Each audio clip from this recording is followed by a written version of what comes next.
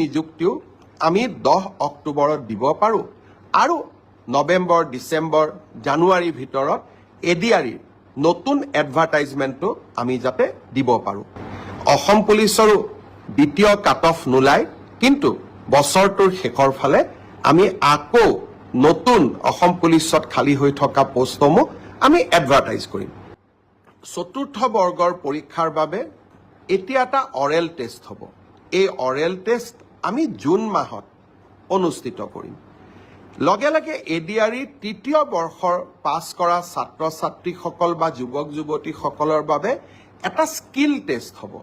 সেই স্কিল টেষ্টটো আমি অহা জুন মাহত আমি আৰম্ভ কৰিম।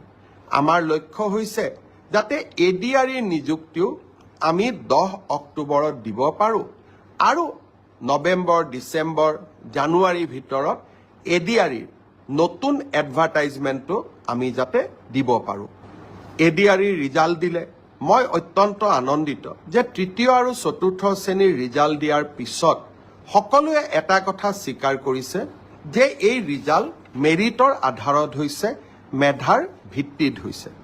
আৰু সঁচাকৈ চৰকাৰী চাকৰি আমি মেধাৰ ভিত্তিত দিয়াৰ বাবে প্ৰতিশ্ৰুতিবদ্ধ। এতিয়া কোনোবাই মোক কৈছে মামা কাট অফ নম্বৰ বহুত হ'ল। কাট অফ নম্বৰটো চৰকাৰে নিয়ন্ত্ৰণ নকৰে। যদি 3000 পোষ্ট থাকে আমি 2জন কৰি বা 3জন কৰি উত্তীৰ্ণ প্ৰাৰ্থীক মাতোঁ। 3000 পূৰণ 2, 3000 পূৰণ 3, 9000। মেৰিট মতে 9000 নম্বৰটো আহি যোৱাৰ লগে লগে 9000 নম্বৰ লাভ কৰা ব্যক্তিজনৰ যিটো নম্বৰ সেইটোৱে কাট অফলৈকে ৰূপান্তৰিত হয়। কাট অফ কোনেও বনাই নিদিয়ে। কাট অফ ছাত্ৰ ছাত্ৰীসকলৰ পৰীক্ষাৰ ফলাফলে নিৰ্ণয় কৰে। কোনোবাই যদি ভাবে যে কাট অফ বেছি হৈছে, তাৰ মানে ইয়াকে বুজাব পাৰি যে সঁচাকৈয়ে এইবাৰ পৰীক্ষাৰ ফলাফল যোৱাবাৰতকৈ ভাল হৈছে। অসম পুলিচৰো দ্বিতীয় কাট অফ নোলায়, কিন্তু বছৰটোৰ শেষৰ ফালে আমি আকৌ নতুন অসম পুলিচত খালী হৈ থকা পোষ্টসমূহ আমি এডভাৰটাইজ কৰিম। কোনোবাই যদি পোৱা নাই হতাশ হ'ব নালাগে, দৌৰৰ প্ৰেক্টিচ অব্যাহত ৰাখিব লাগে। এডিআৰি পৰীক্ষাৰ প্ৰসংগতে মই উল্লেখ কৰিব খুজিছোঁ যে এডিআৰিৰ